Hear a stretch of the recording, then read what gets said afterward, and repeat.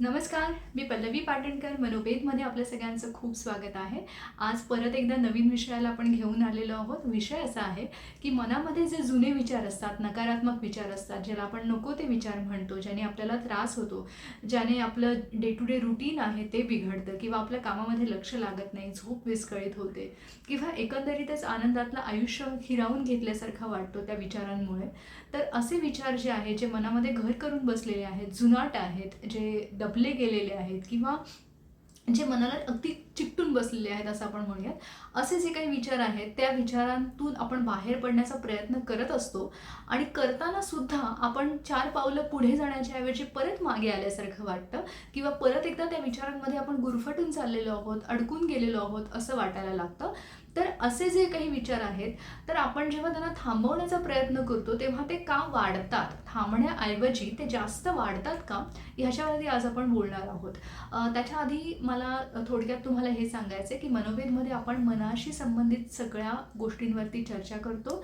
जे काही आपल्या आयुष्यातले प्रश्न आहे, मानसिक पातळीवरचा होणारा त्रास आहे, त्या त्रासाबद्दल आपण जास्तीत जास्त जाणून घेतो, समजून घेतो, त्याची कारणं समजून घेतो आणि त्याच्यावरती आपण स्वतः काय करू शकतो ह्या विषयावरती आपण बोलत असतो. या चॅनलवरती वेगवेगळे असे व्हिडिओज आहेत, जसं ओव्हर थिंकिंग आहे, स्ट्रेस आहे, अँझायटी आहे, जे नकारात्मक विचार आपण आत्ता असे बोललो त्याचे कुठले कुठले प्रकार असतात, त्याच्या मागे काय काय कारणं असतात, असे बरेचसे विषय आहेत आत्तापर्यंत, याच्यानंतरही येणार आहेत. तर ह्या सगळ्या विषयांमध्ये जर तुम्हाला रुची असेल, आवड असेल, जाणून घेण्याची इच्छा असेल, तर तुम्ही या चॅनलला सबस्क्राईब केलं तर तुम्हाला त्याचे नोटिफिकेशन्स मिळतात आणि नवीन व्हिडिओज तुम्हाला लवकरात लवकर बघायलाही मिळतात. चॅनलवरती मी काही शॉर्ट्ससुद्धा अपलोड केलेले आहेत. अगदी थोडक्यात एखादा विचार मांडण्याचा प्रयत्न केला आहे, ज्याचाही तुम्हाला चांगला उपयोग होऊ शकतो. तर त्याच्यासाठी तुम्ही चॅनल सबस्क्राईब करा. तर आता आपण आज जे बोलतो आहोत ते नकारात्मक विचार जे मनाला चिकटून बसलेले आहेत. आता खूपदा मला खूप लोक असं म्हणतात की आमचे विचार आम्ही खूप प्रयत्न केले पण ते विचार मनातनं जातच नाही आहेत, तर आता आम्ही काय करायचं, नक्की कसे प्रयत्न करायचे.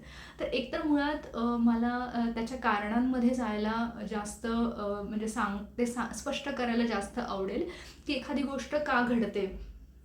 मनोवेदचे व्हिडिओ तुम्ही याच्या आधी पाहिले असतील तर आपण जो फोकस आहे, जो आपला मूळ उद्देश आहे, तो आपण कारणांवरती जास्त प्रकाश टाकतो की एखादी गोष्ट उगम पावते, कुठून निर्माण होते, हे जर आपण शोधलं तर आपल्याला त्याच्यातून बाहेर पडणं सोपं जातं. तर तसंच नेहमीच्या पद्धतीप्रमाणेच आपण आज याचा विचार करूयात की एखाद्या गोष्टीमध्ये जेव्हा तुम्ही डेस्परेट होणं काय असतं की त्या गोष्टीच्या मागे लागणं, म्हणजे ती गोष्ट कधी माझ्या हातून पूर्ण होतीये किंवा त्या गोष्टीतून मी कधी बाहेर पडणार आहे याची वाट बघत राहणं, याची सतत त्याच्याबद्दलचा विचार करत राहणं आणि कधी एकदा मोकळं होतोय आपण, अशा भावनेने जेव्हा तुम्ही त्या गोष्टीच्या मागे लागताना तेव्हा तिथे एक नकारात्मकता येते, नकारात्मक ऊर्जा तयार होते, एक नेगेटिव्हिटी तयार होते आणि मग त्या डेस्परेशनमुळे, त्या सतत मागे लागण्यामुळे ती गोष्ट तुम्हाला त्याच्यापासून सुटका मिळण्याच्या ऐवजी तुम्ही त्याच्यामध्ये आणखीन गुरफटत जाता. तर नकारात्मक विचारांच्या बाबतीत जेव्हा आपण बोलतो तेव्हा ही गोष्ट अगदी लागू पडते. जेव्हा तुम्ही एखाद्या नकारात्मक विचाराच्या मागे लागलेला आहात की तो विचार माझ्या मनात का येतोय, तो यायलाच नाही पाहिजे किंवा तो येतोय म्हणजे काहीतरी भयंकर आहे आणि कसंही करून मला त्याच्यापासून सुटका मिळाली पाहिजे, मुक्ती मिळाली पाहिजे, मग मला वाटेल ते करावं लागलं तरी चालेल पण मला त्या विचारांमधनं बाहेर पडायचं आहे, असं जेव्हा खूप डेस्परेशन असतं, खूप मागे लागणं असतं त्या विचाराच्या, तेव्हा काय होतं, तिथे एक नेगेटिव्हिटी क्रिएट होते कुठल्या बाबतीमध्ये की मी त्या विचारातून बाहेर पडेल की नाही.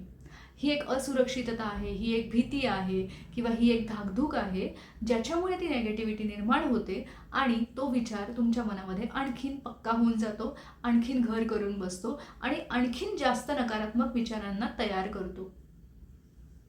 एकातनं दुसरे, दुसऱ्यातनं तिसरे असे 1000 विचार तयार करतात. जो मूळ विचार आहे तो विचार तयार करतो. तर म्हणून आपण कुठल्याही नकारात्मक विचारांच्या मागे लागण्याच्या ऐवजी आधी आपण त्यांना ॲक्सेप्ट करूयात की हो, माझ्याच मनात आलेला हा विचार आहे, कुठलाही विचार का असेना, पण तो मी तयार केलेला आहे. ती आधी जबाबदारी आपण घेऊयात की कुठल्याही तिसऱ्याही माणसाने किंवा परिस्थितीमुळे न येता तो विचार मी तयार केलेला विचार आहे, माझ्या मनात निर्माण झालेला विचार आहे आणि तो विचार माझं काहीच बिघडवू शकत नाही, कारण तो फक्त विचार आहे, ती फक्त माझी कल्पनाशक्ती आहे. मला स्वतःला, माझ्यामध्ये ती शक्ती आहे की मी माझ्या कल्पनेला बदलू शकेन माझ्या विचारांमधनं मी स्वतःला बाहेर काढू शकेन, या माझ्या शक्तीवरती माझा विश्वास आहे. त्यामुळे कुठलीही हतबलता न आणता, कुठलीही असमर्थता, ज्याला आपण हेल्पलेसनेस म्हणतो, तो न आणता शांतपणे त्या विचाराचा आधी स्वीकार करणं, त्याला मान्य करणं की तो माझाच विचार आहे, ती फक्त माझी कल्पना आहे आणि त्याच्यातून माझं काही नुकसान होणार नाही आहे किंवा वाईट घडणार नाही आहे. विचार माझं वाईट करू शकत नाही, कुठलाच विचार, कारण तो फक्त विचार आहे. प्रत्यक्षात काय करायचं आहे, हा जो कंट्रोल आहे, हे जे नियंत्रण आहे, हे माझं आहे.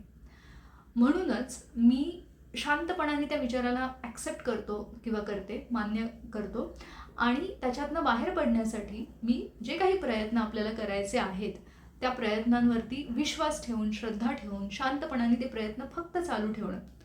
मग ते प्रयत्न करत असताना कधी मी एकदाचे ते प्रयत्न संपतील किंवा कधी मी याच्यातनं बाहेर पडेन, कधी हा विचार माझ्यापासून, या विचारांपासून माझी सुटका होईल, असं काहीही न करता फक्त श्रद्धेने ते प्रयत्न करत राहणं आणि शांतपणाने आहे त्या मार्गावरती चालत राहणं, कुठलंही डेस्परेशन न ठेवता, हे जर आपण केलं तर खूप लवकर आपल्याला त्याच्यातनं बाहेर पडणं सोपं जातं त्या विचारांमधनं. कारण जितकं आपण मागे धावतो तितकी ती गोष्ट आपल्या मागे धावायला लागते.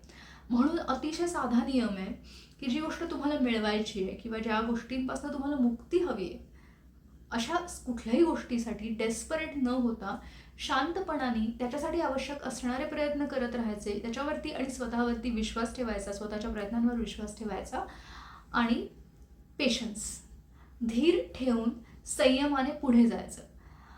ह्या गोष्टी केल्यानंतर आपल्याला त्याचा फरक नक्की जाणवतो. करून बघा आणि मला सांगा.